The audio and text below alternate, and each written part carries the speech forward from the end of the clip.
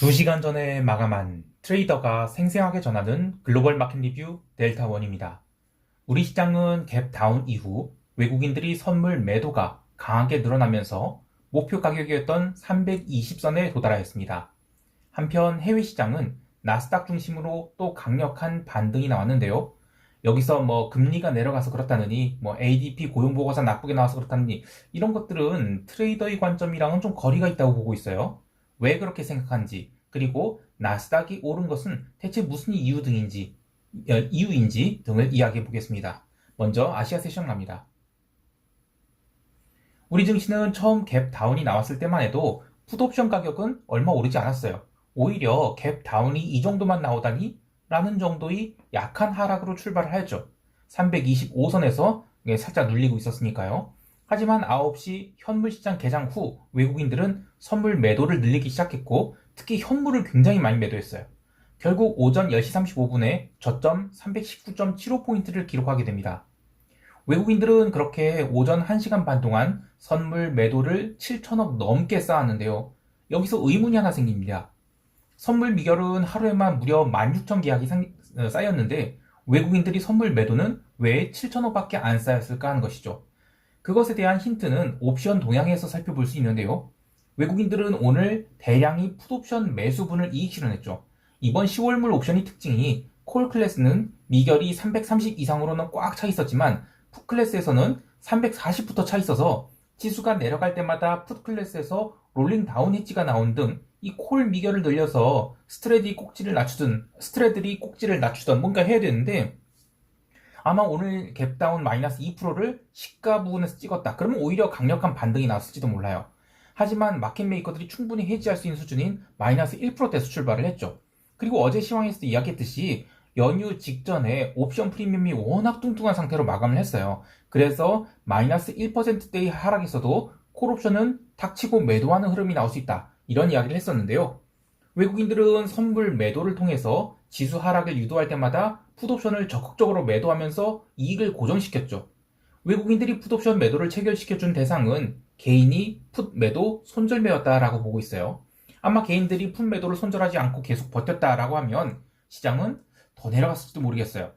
그나마 다행이라고 여기는 것은 오늘 거래소 시장은 상대적으로 덜 빠졌지만 코스닥 시장은 거의 항복 수준이 투매가 나왔죠. 갑자기 이 ETF가 생각나는데요. 한번 차트 보실까요? 이거죠. 360140 KS 에코티. 이것은 그 삼성 자산운용에서 발행하는 ETF인 코덱스 200롱 그리고 코스닥 150 선물 숏 이것인데, 올해 7월에 그 에코브라더스 형제가 이 에코브라더스가 슈팅을 쳤을 때 바닥을 치고 그 이후에 한참 수렴을 하다가 9월 들어서 턴어라운드 하게 됩니다. 참 이걸 보면 진짜 퀀트들이 있어요. 예. 참 놀랍습니다. 다시 시장 이야기로 돌아와서 우리 증시는 종합주가지수 2400포인트에서는 저가 매수도 확인됐어요. 근데 저가 매수가 들어갔다고 해서 바로 올라가는 게 아니라 이 구간에서 다음 주 초까지는 계속 프리미엄을 갈아낼 가능성이 높아 보여요. 왜냐하면 여전히 프리미엄이 너무 높습니다. 롱을 보는 투자자라면 저는 차라리 이렇게 눌러주는 게 더 좋다라고 보는데요. 여하튼 목요일은 위클리 옵션 만기죠. 야간 선물이 1.5포인트 갭상승했다라고 해서 여기서 콜 매수를 따라붙기보다는 저는 뚱뚱해 보이는 풋 315나 320을 매도하는 것이 유리해 보입니다. 선물 베이시스는 이론 베이시스 대비 거의 2포인트 가까이 눌렸는데, 적극적인 선물 매도가 나온 것도 그렇지만 선물 매수는 상대적으로 소극적으로 들어왔어요. 그래서 베이시스가 눌렸고 프로그램 차익 매도도 신고된 것만 500억 넘게 나온 등 강한 눌림이 있었죠. B차익 매도는 말할 것도 없었고요. 특히 외국인이 현물을 4천억 넘게 매도했다는 것도 의미 있는 흐름입니다.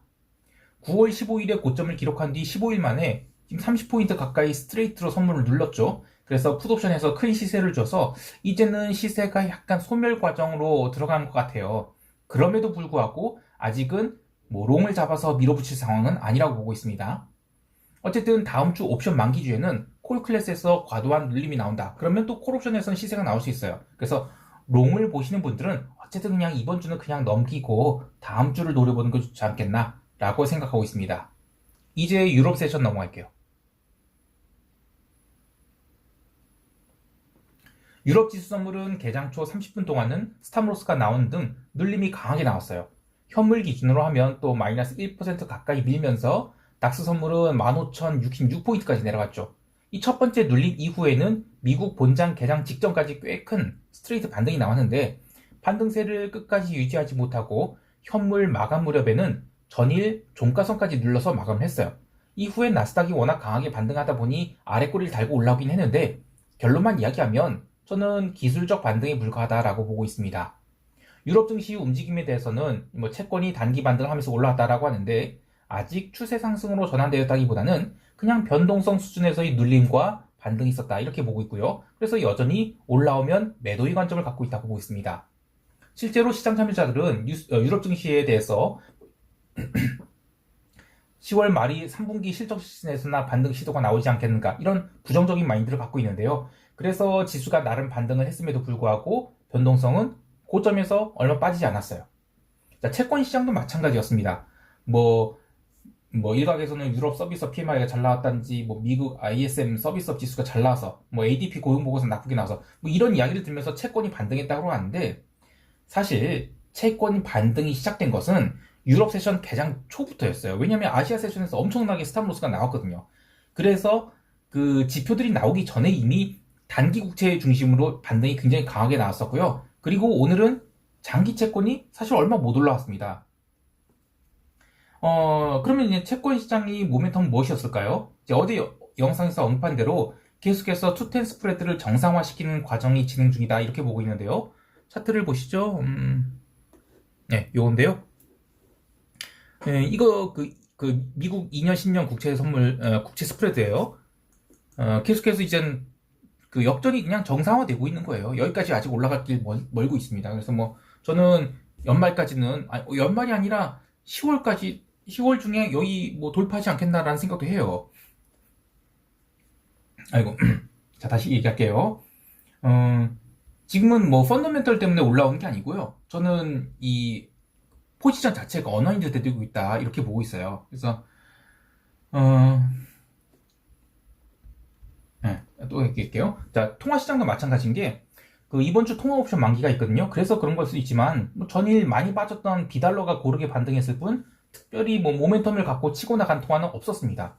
오히려 장중에 강하게 반등했던 통화들은, 나름 윗꼬리를 달고 내려왔는데요. 그래도 굳이 코멘트를 하자면, 그동안의 기름이 강세로 나름 상대적 강세를 유지했던 루니가, 캐나다 달러요. 얘가 이제 9월 말부터 갑작스럽게 부러지기 시작했죠. 그래서 순식간에 연중 저가권으로 밀려버린 것이 눈에 띕니다. 올해의 흐름이 하나같이 이래요. 이 추세다운 추세가 안 나오고 있고 또 논리의 동떨어진 흐름들도 이어지고 있는데요. 추세가 좀 나온다 싶어서 따라붙으면 그 논리를 순식간에 깨뜨리는 급반전이 나오기도 하고 도저히 그런 논리로는 따라붙을 수 없어서 손가락 빨고 있으면 뉴스가 나중에 터지죠. 그래서 굉장히 어려운 시장이 이어지고 있는데요. 그나마 주식을 깔고 있다면 해지라도 할 수 있지. 이 상품이나 통화는 그대로 얻어맞는 것 밖에는 방법이 없어요. 다만 이 전반적으로 변동성이 살아난지라 아니다 싶으면 뒤집어 까고 이런 걸 반복하면서 능동적으로 대응하면 그나마 좀 버틸 수 있겠다라는 생각이 들긴 합니다. 아니 도대체 그게 뭐다 무슨 꿰다 맞추는 소리냐 하실 수 있죠. 자, 오늘 기름이 흐름이 그랬어요.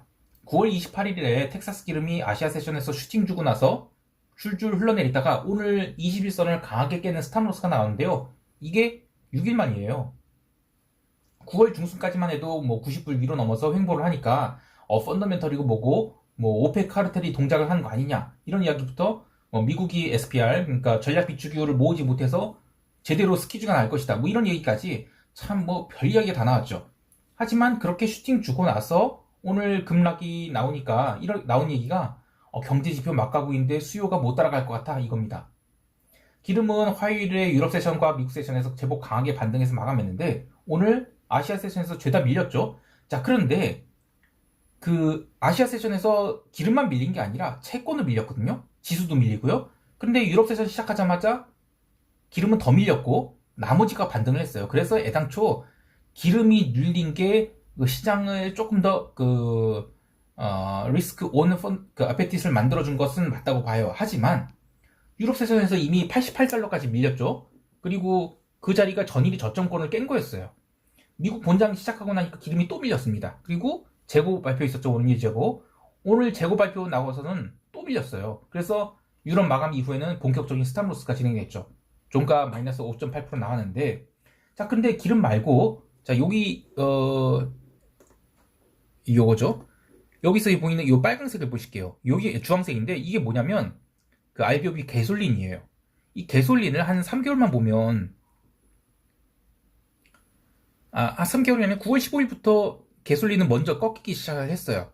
근데 원유는 좀 나중에 꺾였죠. 이걸 왜 보냐면, 이거 YTD로 보면 바로 알 수 있는데, 이 5월 이후로는 개솔린의 투기적 수요가 붙습니다. 이게 이제 인플레이션 이슈라, 그때 이제 인플레이션 라운드 2 이슈가 있었고, 또 하나는 드라이빙 시즌, 그러니까 시즈널리티, 계절성이 있었죠. 그래서 얘가 먼저 치고 올라갔는데, 나중에 까보니까, 야, 이거, 수요 둔화 명백하고, 생각보다 이거, 가솔린 괜히 오버 액션 했다 하니까, 9월 15일부터 그냥 냈다 깐 거예요. 그래서 이게 내려갈 때, 원유는 같이 내려가주고 그래야 되는데, 원유는 여기서 슈팅을 주죠. 그래서 약간 사람들이 헷갈렸지만, 결국에 한 달치를 놓고 보면, 스프레드가 급격히 좁아지고 있다. 즉, 이전까지의 그 투기적 세력들이 빠르게 빠져나가고 있다라고 볼 수가 있어요. 자, 그러면 뭐 명백한 거죠. 수요가 안 따라주는 게 명백한 거죠. 자, 제가 직전에 시장이 어렵다고 하면서 한 얘기가 좀 이해 가시나요? 어떤 스토리가 만들어지면 그게 명확해지기 전에 강력한 시세를 만들어서 실제로 그런 것처럼 믿게 만들어요. 근데 거기에 따라 붙는다? 그럼 바로 덤프해버리는 거죠. 최근 몇 년간 이 코인하는 젊은 친구들이 시장에 들어와서 뭐 이런 식으로 묻지마, 뭐 닥치고 플레이 하는 것 같은데, 참 어렵습니다. 자, 여기까지 하고 미국 세션 넘어갈게요.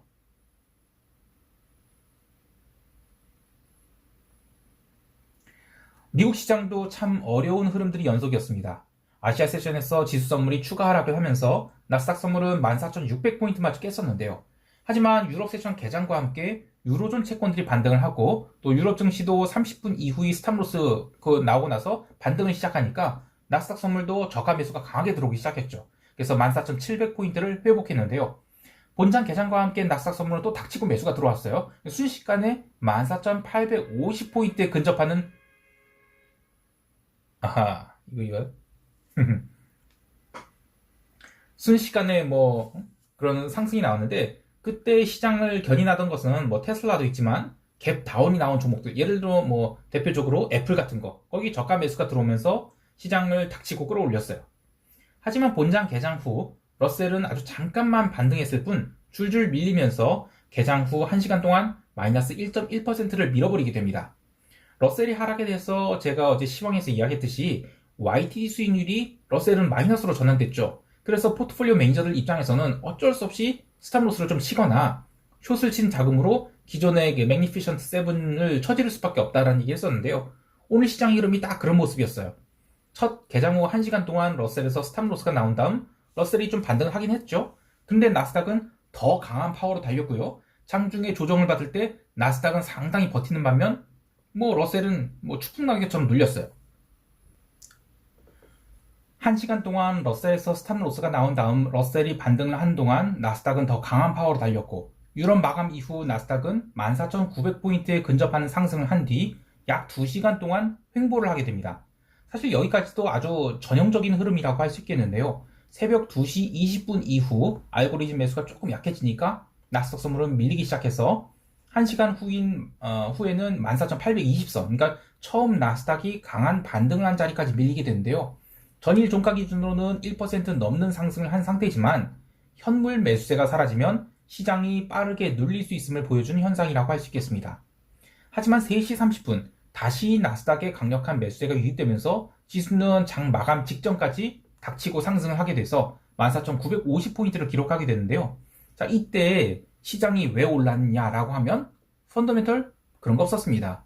경제지표 그런 거 없었습니다. 그냥 나스닥만 닥치고 매수하자. 믿을 건 나스닥, 믿을 건 매기7 밖에 없다라는 모습이었죠. 그래서 이런 강력한 반등에도 불구하고 변동성은 생각보다 얼마 하락하지 않았어요. 여전히 변동성 상승 추세가 진행 중이라고 할 수 있겠는데요. 현재 위치가 나스닥 기준으로는 121선에 걸쳐진 상태라 이 구간에서는 어차피 양이 전환이 자주 나오기 마련이에요. 뭐 이런 강한 반등 한번 나왔다고 해서 하락 추세가 멈춘 것이다 혹은 뭐 바닥 찍은 것이다 이렇게 말할 수 없는 것인데요. 최근 5거래일간의 흐름들을 보면 이 장 초반에 갭다운이 나올 때, 그리고 장 후반에 눌림이 있었을 때, 또 장마감을 앞두고 닥치고 매수가 들어왔는데 오늘도 그랬죠. 그래서 이 구간이 사실상 저는 최후의 방어선이라고 생각은 하긴 해요. 이 최후의 방어선에선 당연히 롱포들은 목숨 걸고 롱을 쳐지겠죠. 그래서 나중에 롱포가 이길지 또는 쇼포가 이길지 아무도 모르는 것이지만 분명한 것은 롱포들이 들어와서 나스닥만, 러셀이나 이런 거 말고 나스닥만 받치고 있는 모습은 계속 관찰되고 있어요. 자, 개별 종목들 보면 테슬라를 중심으로 AMD, 메타, 구글 등 이 기술적으로 반등이 나올 수 있는 자리에서 또 강력한 매수가 들어왔죠. 근데 딱 거기까지만이었습니다. 나머지 종목들에서는 저는 의미 있는 흐름을 발견할 수 없었어요. 그리고 엑소모빌은 무려 마이너스 4%가 넘는 하락이 나왔는데요. 이게 9월 한 달간의 상승을 단 4거래일 만에 까버린 거죠. 참 살벌합니다. 자, 이제 시장 총평하도록 하겠습니다.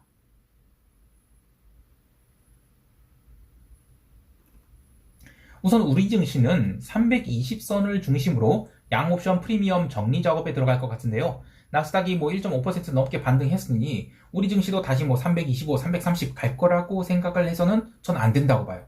반등 시에는 살벌한 콜매도가 쌓일 것을 보고 있는데요. 다만 이 풋옵션은 어쩔 수 없이 찌그러질 것 같아요.